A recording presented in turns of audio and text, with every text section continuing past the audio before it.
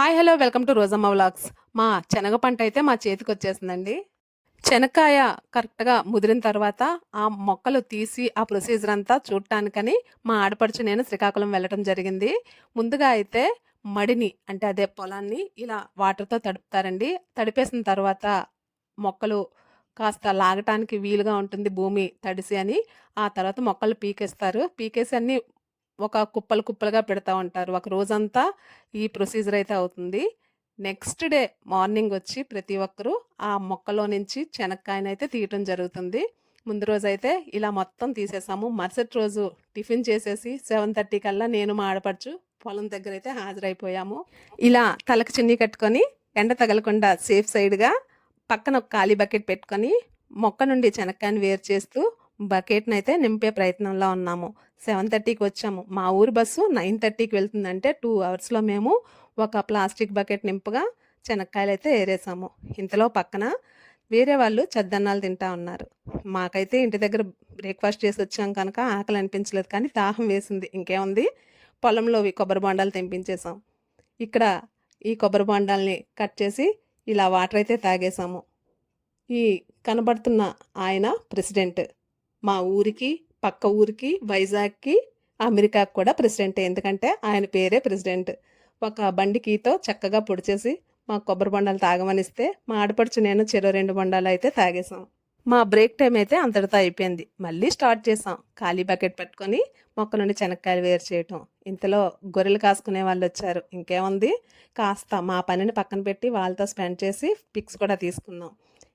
అంతలోనే lunch time అయిపోయింది. చెలో hand wash అంటూ చకచక హ్యాండ్ వాష్ చేసుకొని లంచ్కి అయితే కూర్చున్నాం. మన బాక్స్లో ఏముందో చూసే కన్నా పక్కవాడి బాక్స్లో ఏముందో చూడటంలోనే కదా మజా. అందరి బాక్సులు చూసేసాం.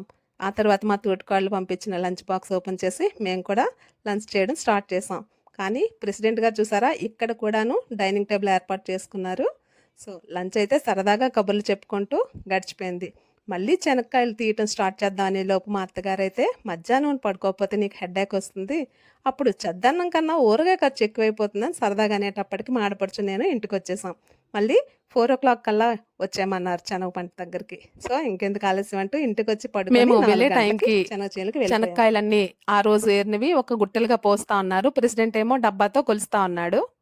లెక్క ఏంటంటే 8 డబ్బాలు ఆ డబ్బాతో ఆ రోజు రైతు ఏరినట్టయితే 7 డబ్బాలు మాకు, 1 డబ్బా ఆ రైతుకి వెళ్తుంది.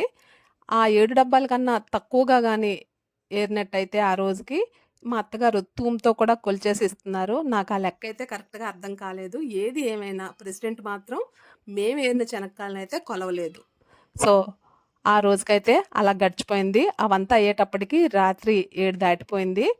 ఇక మూటలు కట్టేసుకొని యాక్చువల్గా అయితే పొలంలోనే ఉంచాలి, కానీ ఇంటి దగ్గర ఎక్కువ ప్లేస్ ఉండటం వల్ల ఇంటికి తెచ్చేసాము. ఇంతటితో అయిపోలేదు, వీటిని 3 డేస్ కంటిన్యూస్గా ఆరబెట్టాలి. సో నెక్స్ట్ డే మార్నింగ్ అయితే వాటిని ఇలా మా అత్తగారు, నేను, మా ఆడపడుచు, మా తోటికోడలు చేటతో కొంతవరకు చేసాము. ఈలోపు ప్రెసిడెంట్ వచ్చారు. దీన్ని ఆయన తీసుకొచ్చిన ఈ ఐటమ్ని అయితే నల్లబల్ల అంటారు.